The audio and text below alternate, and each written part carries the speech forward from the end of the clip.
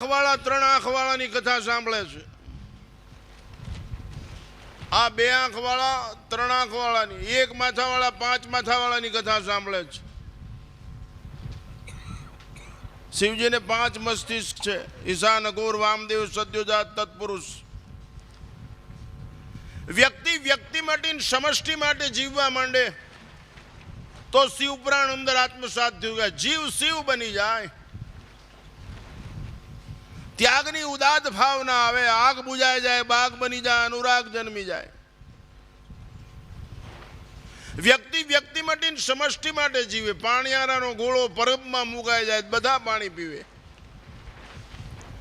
એમ વ્યક્તિ પોતાનું જીવન, પોતાની સંપત્તિ, પોતાની સમજણ, પોતાની સગવડ પ્રાણી માત્રના કલ્યાણમાં કામે લગાડી દે. બધાનું ભલું ઈચ્છે ને થાય એટલાનું કરે. આ સમજણની શ્રેષ્ઠ ટોચ કહેવાય. આજ વ્યક્તિ સ્વકેન્દ્રિત છે, સ્વાર્થી છે, એટલે દુર્ગંધ મારે છે, ખદબદે છે, રોગથી, ભવરોગથી. દરેક વ્યક્તિ પોતા તરફ વળી ગયા. આ દેશની આ વિચારધારા જ નથી, આ ભ્રષ્ટ અને નષ્ટ વિચારધારા. વ્યક્તિ પોતાના તરફ વળી ગયો છે. સ્વકેન્દ્રિત વ્યક્તિ દુર્ગુણોથી ઉભરાતો હોય છે, દુરાચારથી ઉભરાતો હોય છે, દુરાગ્રહથી ઉભરાતો હોય છે. મારું જ ભલું થાવ, હું જ ભેગું કરું, હું જ સુખ ભોગવું, કોઈ પણ ભોગે, મારું જ હિત થાય, આવી નબળી વિચારધારા. શિવપુરાણ સાંભળો અને ગમે પુરાણ સાંભળો, ગમે શાસ્ત્ર સાંભળો, સત્સંગ સાંભળો, સર્વ કેન્દ્રિત બનો. એક પાણીનું કુંડું હજારો પક્ષીઓને પાણી પાઈ શકે, એક અવેડો હજારો પશુઓને પાણી પાઈ શકે. આ દેશની ઓળખાણ એ છે. એક રસોડું હજારો માણસોને જમાડી શકે. આ દેશની ઓળખાણ છે, સર્વ કેન્દ્રિત. વ્યક્તિ મટી જાય, સમષ્ટિ બની જાય. બધા માટે જીવો.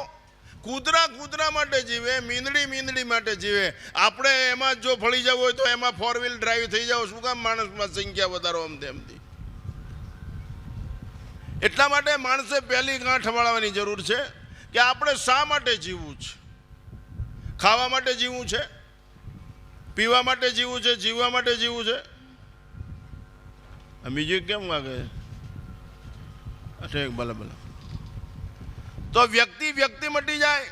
આજ વ્યક્તિ કિંમતી છે, જરૂર, એમાં બે મત નહીં. એટલે વેચાઈ જાય છે, એની ગુલામી થઈ જાય છે, એ રહેસાઈ જાય છે, બજારું થઈ જાય. વ્યક્તિ કિંમતી છે, એના પૈસા આવે, મૂલ્યવાન નથી. શિવાજી મહારાજ મૂલ્યવાન છે, મહારાણા પ્રતાપ મૂલ્યવાન છે, ગીતા મૂલ્યવાન છે, રામાયણ મૂલ્યવાન છે, છત્રપતિ શિવાજી મહારાજ મૂલ્યવાન છે, એની બા મૂલ્યવાન છે, એનું ધાવણ મૂલ્યવાન છે, તુલસી મૂલ્યવાન છે, ગંગાજળ મૂલ્યવાન છે, હિમાલય મૂલ્યવાન છે, ગિરનાર મૂલ્યવાન છે. આજ વ્યક્તિ કિંમતી છે એટલે બજારું થઈ ગઈ. એ શોકેશમાં હાલે, એ ભંગાર થઈ જાય, એ વેચાઈ જાય, ચૂંથાઈ જાય, ચોરાઈ જાય, બહેકી જાય. એ બજારું વસ્તુ થઈ ગઈ. કિંમત, માણસની કિંમત આવે, એનામાં હિંમત ન હોય, એની સામે બધા ગમ્મત કરે, રમત કરે. મૂલ્યવાન જોઈ. આ દેશનો દરેક નાગરિક મૂલ્યવાન હોવો જોઈએ. મને ભલે કુછ કરકે દિખા દો, આપની હસ્તી મિટા દો, મોત ભલે આવી જાય, પણ મૂલ્ય કોઈ દિવસ ઘટવું ન જોઈએ. કિંમતી ન બનો, બજારો વસ્તી બની જશો. દુર્ગુણ આવ્યો એટલે કિંમતી થઈ જશો, સદગુણ આવ્યો એટલે તરત માલમ માલ, સદાચારી. આપણે બધા કોણ છીએ એમ આપણને ખબર છે, પણ શું છીએ એ ખબર નથી આપણને. હું આર્યું એમ ખબર છે, વોટ આર્યું. ગુણવાન જોયું. દ્રાક્ષ પ્લાસ્ટિકની હોય ફરાળમાં ન હાલે. એ કિંમતી છે, મૂલ્યવાન નથી, કારણ કે એનામાં ગુણ નથી.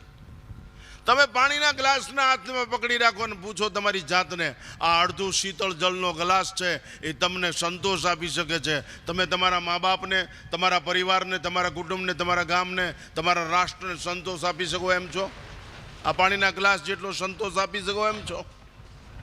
આજ વ્યક્તિને સંતોષ આપી શકતી નથી. એક રોટલાનું બટકું તમારા પેટ સુધી જાય તમને સંતોષ આપી શકે. માનું ધાવણ અંદર જાય તો સંતોષ આપી શકે. દમ કદમ એવી તાકાત હોવી જોઈએ કે આપણે આખા રાષ્ટ્રને સંતોષ આપી શકીએ. અને એના માટે કંઈ કરવાનું જરૂર નથી. નૈતિકતા, કથાઓ ખૂબ વંચાય છે આ દેશમાં, એમાં બે મત નહીં. નૈતિકતા જેવું કાંઈ છે જ નહીં. કોણ પાવર ચોરી નથી કરતું? કોણ દગો નથી કરતું? અડધા વીઘા જમીન માટે ભાઈને સુપ્રીમ કોર્ટ સુધી લઈ જાઓ અને 11,000 લખાવો. યાદ રાખજો, નરક સિવાય બીજું કાંઈ નહીં મળે. એ યાદ રાખજો. એ અધર્મ છે. નૈતિકતા જોઈ બાપુ, ધર્મ ને નૈતિકતા જ જોઈ. આ મારી બા છે, આ મારો બા